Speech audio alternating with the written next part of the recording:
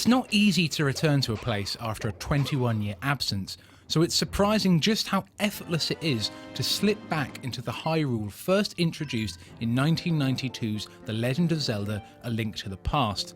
The famous green tunic, castle and characters are now all revived in this 3DS sequel. But it's the ability for Link to turn into a painting that becomes the game's central mechanic.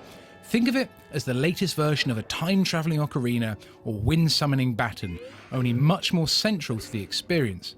Nintendo has deeply intertwined this portrait Link into every area of the game. The two-dimensional version of our hero wraps himself around the walls of the 3D environment to reach switches and chests atop faraway platforms, slithers through thin cracks to enter new areas, and even traverses between the game's two worlds by shimmying through magical fissures.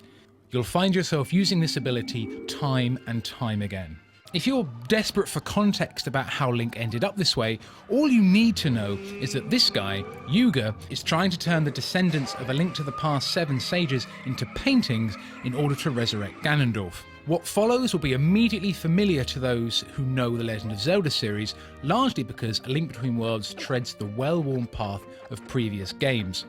Dungeons are even located in the same place as in A Link to the Past, so the deja vu can veer on overwhelming. The interior of these locations, however, have been remade entirely.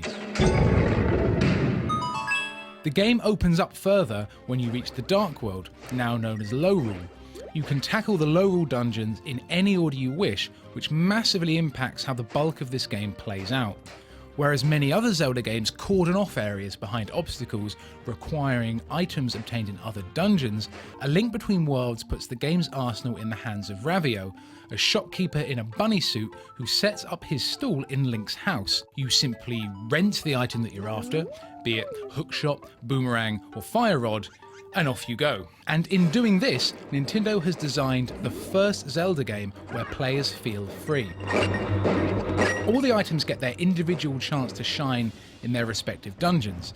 The Sand Rod, for instance, lets Link cross gaps in the Desert Palace by conjuring up rows of crisscrossing pillars. The hookshot in the Swamp Palace can clip onto sets of valves which change the water levels in a string of interconnected rooms, and the lamp in the Dark Palace is needed for a string of puzzles that require Link to fiddle around with switching the lights both on and off. One of my favourite things about A Link Between Worlds is that it's the first game in a long line of modern Zelda titles that has routinely left me stumped in the middle of a dungeon, scratching my head, aimlessly running around in circles, trying to figure out what I'm missing. It probably sounds a bit odd that this game is at its best when it feels like you're untangling a ball of yarn, but much of the series' joy comes from having a tightly woven series of locked doors and blocked corridors slowly and surely peeling away until you feel like you've become the master of these tiny domains. Although those who get too stuck will be relieved to know that players can consult the hint ghosts for direction, and the game's fortune teller will offer advice on where players should be going next. A Link Between Worlds is pure top-down puzzle solving in fast, fluid areas, and the variety of the boss fights, each with their own particular weakness waiting to be exploited, is also excellent. You'll challenge a monster guarded by a thick shield of ice, battle against a spinning whirligig that threatens to push you down, and take on a gaggle of eyeballs, a raging giant fist, a skeleton thief, or a monster with his head encrusted with a thick, rupee shell. Though it can be bizarre to think that something so occasionally familiar can still be so fresh and engaging, A Link Between Worlds is simply an absolute treat to play.